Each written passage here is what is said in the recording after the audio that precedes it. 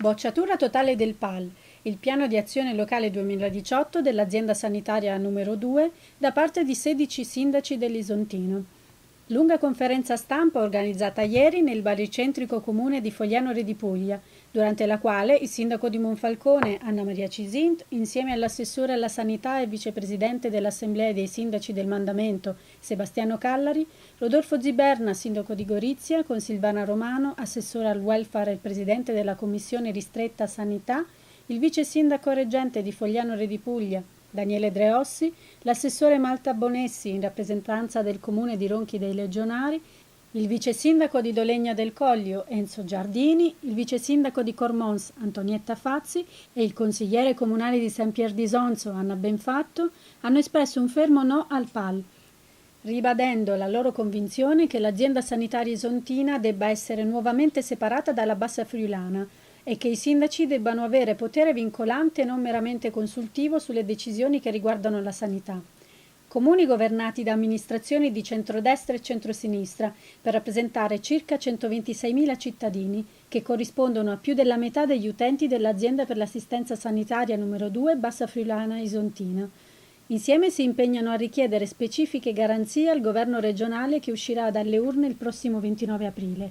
Il sindaco di Monfalcone, nel suo intervento, ha evidenziato che il PAL 2018 è stato presentato alla conferenza dei sindaci 3 giorni prima della scadenza dei termini, quando era stato di fatto già approvato, dimostrando che il voto richiesto è solo ed esclusivamente una farsa.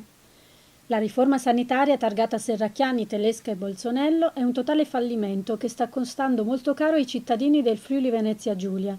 Anche le statistiche parlano chiaro. Nella classifica nazionale che valuta la qualità della sanità regionale, il Friuli Venezia Giulia è passato dal secondo posto all'8º. Dati negativi che trovano conferma nella relazione presentata poche settimane fa dal direttore generale della stessa azienda sanitaria numero 2, Antonio Poggiana, che ha denunciato la fuga dei pazienti residenti nei territori di competenza dell'ASS2 verso altre strutture, con notevoli effetti negativi sul bilancio aziendale e conseguente incertezza per il destino dei reparti e del personale. La maggiore preoccupazione dei sindaci, rimarca Cisint, è rappresentata dalle ripercussioni che la riforma sanitaria ha sui cittadini.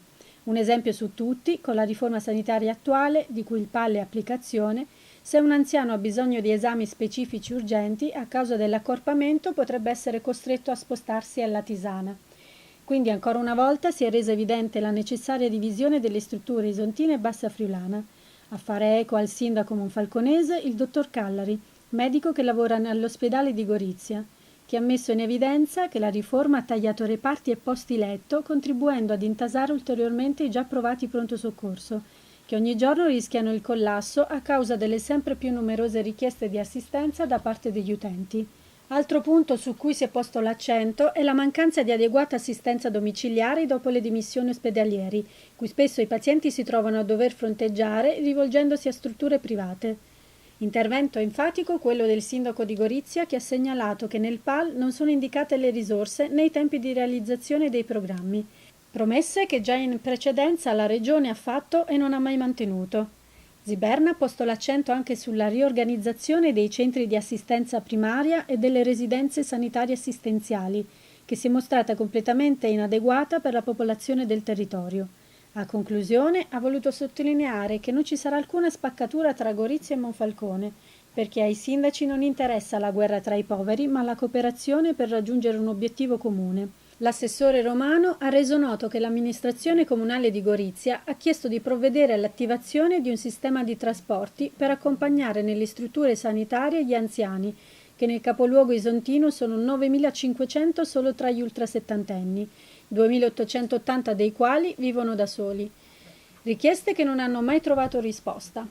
Abbiamo dato voto sfavorevole al PAL 2018 perché è la rappresentazione senza contenuti, senza date, senza risorse abbinate di ciò che la Regione con la riforma sanitaria ha stabilito. Per il nostro territorio è un disastro, lo dice il direttore generale che con la slide iniziale afferma che purtroppo c'è stata una fuga di pazienti verso altre aziende della Regione e anche verso altre zone che sono fuori fuori dal Friuli Venezia Giulia, con dei danni anche economici importanti, per cui questo PAL rappresenta una sconfitta incredibile sia per il cittadino che non ha la possibilità di essere accolto, curato nelle zone che fino all'altro giorno erano all'avanguardia, ma anche per il personale la cui resilienza riesce ancora a sopperire a certe deficienze, però che è sempre più stanco, e come dice anche una slide iniziale del direttore generale nella presentazione del PAL 18,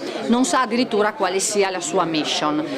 Abbiamo l'ambizione di poter ragionare con la nuova giunta regionale su delle esigenze che sono impellenti. La prima è quella di una ridefinizione territoriale. L'azienda sanitaria Monfalcone Gorizia, dell'Isontino, ha diritto a poter avere su questo territorio delle risposte efficienti. La lontananza con Latisana e con Palmanova è evidente, non ci sono nemmeno i mezzi di trasporto, e quindi il primo ragionamento è sicuramente sull'aspetto dei confini. Il secondo ragionamento è sulla necessità che si ragioni con l'ospedalizzazione e il territorio in maniera assolutamente diversa a quanto questa riforma propone, che ha dimostrato di aver fallito proprio nel momento in cui ha ridotto i posti letto ma non ha saputo investire sul territorio. Oggi ci sono situazioni che si ascoltano dai cittadini veramente drammatiche.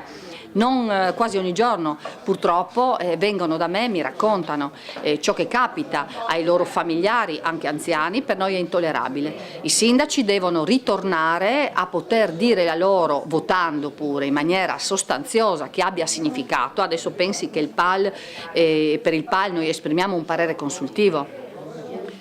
consultivo che comunque in questa occasione, in rappresentanza di 126.000 cittadini, è stato negativo. Quindi veramente la speranza è di poter da subito immaginare un percorso diverso che noi saremo i primi a voler attuare a partire dal 1° 2 maggio con la nuova giunta regionale.